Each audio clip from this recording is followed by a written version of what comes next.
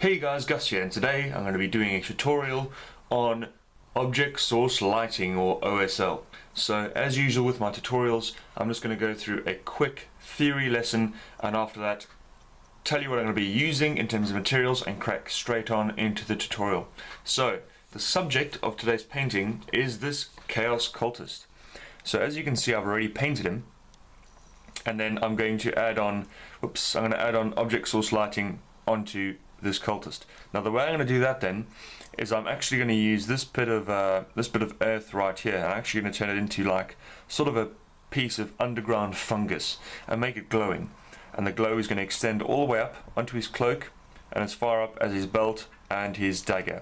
Okay, so let's go into a bit of theory then and explain some of the principles behind object source lighting. So I've done a few quick diagrams right here. So there's a couple of things that people tend to get wrong when they do object source lighting, and hopefully I'll try and correct that here. So the first thing is overlapping or overstepping. And what I mean by this is, so if this little gubbin down here is your light source, and this is, say for example, a set of stairs right here, so what you don't want to do is have the light overlapping the lip of each stair so that it extends into places where it normally wouldn't be. You see what I mean? So a lot of people, when they tend to do object source lighting, especially with things like airbrush, which of course today we're not going to use, we're using a pure brush, people tend to spray it right onto the surface even though the light is coming from a different direction. So the thing you don't want to do is you don't want to have light overlapping into areas where it shouldn't. If the light source is here, it would hit these front faces, okay, but it would not extend over these lips. And also in that way, one of the good things to do to emphasize a light source is you can actually darken the shadows in the recesses where the light wouldn't hit. Okay, so another example of that, classic example, is a plasma gun. Okay, with plasma guns, the same thing again. People just tend to spray some sort of white primer or something with an airbrush, and it just tends to go all over the place and doesn't look quite right. Again with this, your light would only extend to areas where the light source would send the beams of light. So right here, if you look, so if this entire area is a light source, which it is, if you want to make it that way on a plasma gun, so all the light would catch the inner lips. Okay, would it extend over the lip?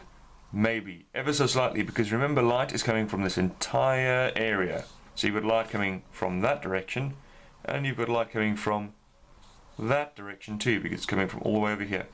So would it extend over? Maybe a tiny bit, but not over the whole thing. It would just look silly. And the same again with the areas underneath it here. So because this light source is actually like a block, isn't it? It's extending up. All the light coming from the uppermost portion of that would catch the areas extending down here. So remember, basically, if you can't draw a line to it from your light source, the light source wouldn't hit it, right? So the other thing to remember is soft and hard surfaces. So is the light hitting something hard, or is the light hitting something soft? So now we've established directions of lighting. Now we're going to establish the surface on which the light is hitting. So of course you've got hard surfaces and soft surfaces. So things like a dagger or a blade, light would catch it very harshly. Now what I mean by that is, when you do your object source lighting, is you'd go all the way up to white, and your sort of white points would catch the edges where the light would be hitting the hard objects. And this is to emphasize that it is something hard. It's the same principle as when you do non-metallic metal. It needs to be hard, it needs to be sharp, and the contrasts need to be very sharp. And with lighting, it needs to be the same. So that the contrast would catch all the edges, would be very, very sharp, and the contrasts would be very stark. Now, the opposite of that is a ball. What I mean is a soft object. So stuff like cloth, stuff like skin or leather, anything soft that wouldn't have very hard shadows. Same again as when you do the glazing techniques. It's the same with object source lighting. The principles are the same. So if it hits something soft, the lighting would blend very softly around it and very gradually around it, not be hard and sharp like it would be with metal. So those are just a few very quick principles to help understand what I'm going to be doing today. Okay guys, so today we're going to be using a Pro Art Renaissance sable brush, which is my personal favorite kind of paintbrush, and the paint list is Regal Blue from dark to light, Enchanted Blue, and then up to Ice Blue, and then Skull White. Of course, I'll be using a bit of Lamium medium. You can use any acrylic medium as long as it thins the paint down. And for a list of conversions for the paint, just look in the description below. Now, the video is going to be running at ×3 speed, which is very fast, so I apologize for this beforehand, but I wanted to get all of the footage in so that you can see what's going on. So the first thing I'm going to paint is the actual source of the light. So this is the sort of algae kind of underground glowing fungus that's growing on the side of the base. Now I'm going to start off, of course, with the darkest blue, which is Regal Blue, and just get a nice solid coat of that down. And then I'm kind of going to do a sort of, it's not really a dry brush, it's like a wet brush, so you've got a bit more paint on the brush of the Enchanted Blue over the top, bearing in mind that this is already textured paint, so it's really easy to do. And then I'm going to go up to the Ice Blue, just to really start pushing the color. This is more of a dry brush. And the thing to do with the source of the light, and which I didn't really emphasize enough here in the painting, but I'll emphasize it obviously, by talking about it, is that the source of the light needs to be very bright. I should have made it brighter. So when you do the source of the light, try and put a lot more white onto the light and make it look very bright. Because generally speaking, you want the source of the light, of course, to be brighter than the surface that is reflecting. Okay, so now we're going to go on to the first round of glazing, which is going to be the Regal Blue. I'm going to add about 4 or 5 drops of the medium to it, and use just like one sort of half a paintbrush full of the brush, if that makes sense, and then add the 4 or 5 drops of medium to it. Get it nice and thin, and then do the skin test, which is put it onto your skin, and if it flows nicely into the sort of texture in your skin, then you know it's alright. If it doesn't, it's too thick, so it needs to be nice and thin. And these first layers that you do with object source lighting, and indeed with most glazing, I think are the most important. And this is because it establishes the area where you're going to be applying the rest of your color. It establishes the transition between, in this case, the green robes and the blue. And that transition is very important. You don't want, especially if it's on cloth or soft surface, you don't want that transition to be sharp. If it's on a hard surface like blades or like metal or like armor, it's not too bad. But especially on cloth or skin or leather or anything soft, you want it to be a nice, smooth transition to emphasize the softness of the surface that the light is reflecting off of. So with the blade then, I'm just going to move the paint into the under recesses, because obviously the light is coming up and hitting the blade underneath. And of course on the robe then, I'm essentially, because I've established where the highlights, where the prominent points will be already, because I've already painted the miniature. And of course that's what you want to do before you paint object source lighting generally, is paint what you've got underneath, of course, and then put the lighting over the top. So in this way I'm essentially almost repainting the highlights I've done already with blue, but again making sure that you can still see the paint underneath, hence why I'm using the glazes. So I'm going to drag the paint with the glazes, actually literally drag the paint along the surface and drag it to those prominent sort of points where the highlights already are, because of course that is where the light would catch the robes as it's reflecting upwards. Now, an important thing to remember is, as you can see, I'm not painting his foot, because of course the angle of the light wouldn't really catch his foot, would it? It would only go up the side of the robes and then catch the bottom of the blade. So you need to be quite careful with this. I mean, you can get away with the light sort of leaking around to other areas, but you want to be as accurate as you can be. Okay, now moving on to my second color, which is the Enchanted Blue. As you can see, I've used a bit too much paint here. I've kind of kicked the arse out of it a bit. Obviously you don't need to use as much.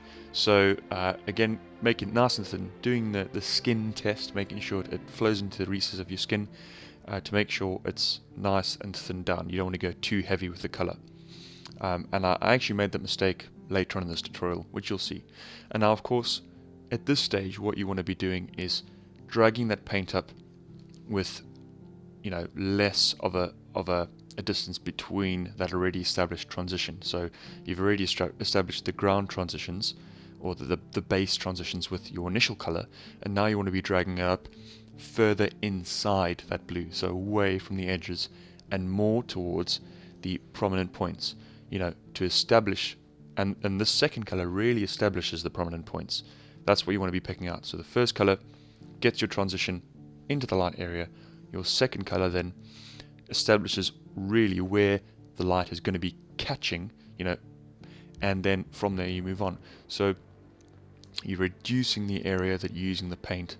You can probably get away with it being a little bit thicker, but I like to use it, as thin as the original base coat. So again, you make sure the transitions are nice and smooth on the cloth, and then you can do a bit more sort of stark transitions, the sharper transitions on the metal. Alright, so with this then, and as you can see now, this is what I meant by my mistake of not establishing the brightness of the original source of the light, because now you can see, yes, he's getting light on his cloak, but the original source is not really bright enough. Okay, so that's my mistake, but you want to make that source nice and bright, the fungus on his base. I'm going to move on to the third color now, which is ice blue. And again, you know what it's like when you go up with these lighter colors. They tend to chalk up and they tend to get thick and dry very quickly on your brush. So you need to make sure now at this stage, it's crucial to make sure the paint is thinned down enough and you've used enough of the medium, because the last thing you want now is a chalking up. Remember, with glazing you need a nice smooth coat of paint throughout the entire process. The coats of paint need to be very smooth. If you start getting chalking up and it affects the texture, then with using the thinner paints, it will affect the flow. So you need to make sure it's nice and thin. So again, at this stage, you want to be reducing further the area where you're using the paint. So you're really drawing in the area and tightening up the area where you're using the paints. And this is the stage now where you're really starting to push those highlights. This is the stage where you're going, okay, this is the stage now where I'm establishing this is cloth and this is metal in the way that you use this third transition. And this is where, with a metal especially, you can start doing things like sharp edge highlighting on the very points where the light would catch the metal, and sharp prominent edges on the actual metal, to really establish that it is metal. So the last thing we're going to be doing is using skull white, so pure white paint.